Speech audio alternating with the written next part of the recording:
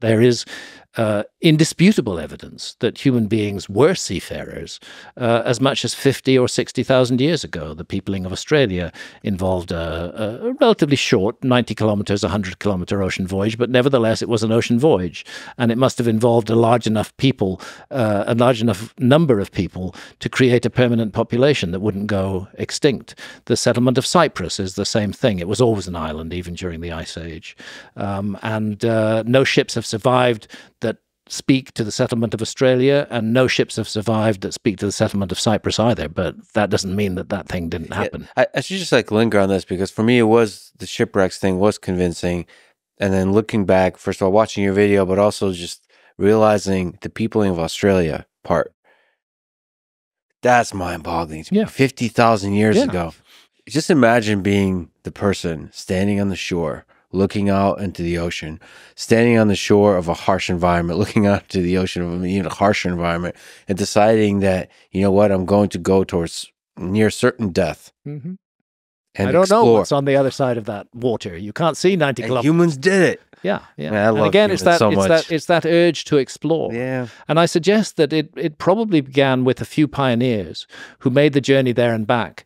They ventured into the water. They definitely had boats. And lo and behold, after a 2 or 3 day voyage, they ended up on a coastline. You're an individual. You've got by relatively straightforward island hopping where each island is within sight of each other as far as Timor. And when you get to Timor, suddenly you can't island hop anymore. There's an expansive ocean that you can't see across.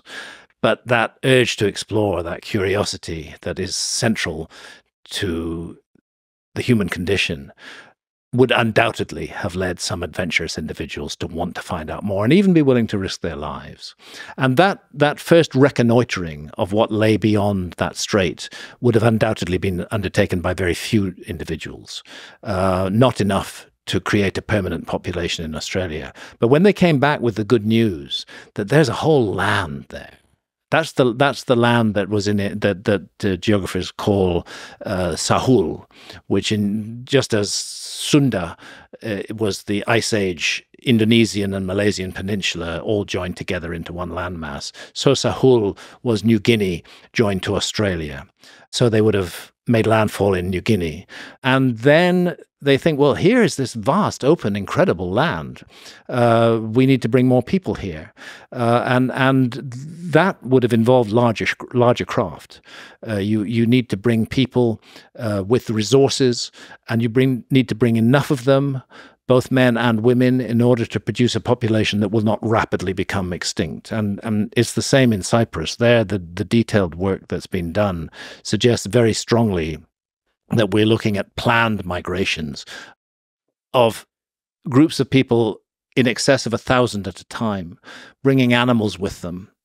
And this certainly would have involved multiple boats, and boats of a significant size. And there's no archaeological evidence of those boats? None whatsoever. The oldest boat that's ever been found in the world is the Dokos shipwreck off Greece, which is around 5,000 years old, if I recall correctly.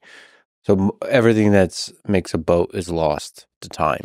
Yes, boats can be preserved under certain circumstances. There's a wreck at the bottom of the Black Sea, almost 2 miles deep. I didn't know the Black Sea was that deep, but there's a wreck, and there's no oxygen down there.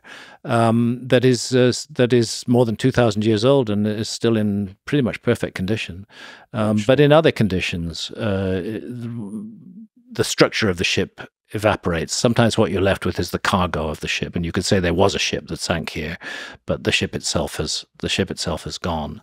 The fact is, we know that our ancestors were seafarers as much as 50,000 years ago, and no ship has survived to testify to that, yet we accept that they were.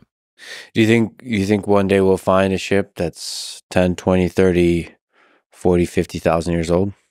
It's not impossible. I think it's quite unlikely, given the very thin survival of ships the further back you go in time, with the oldest, as I say, being about 6,000 years old now.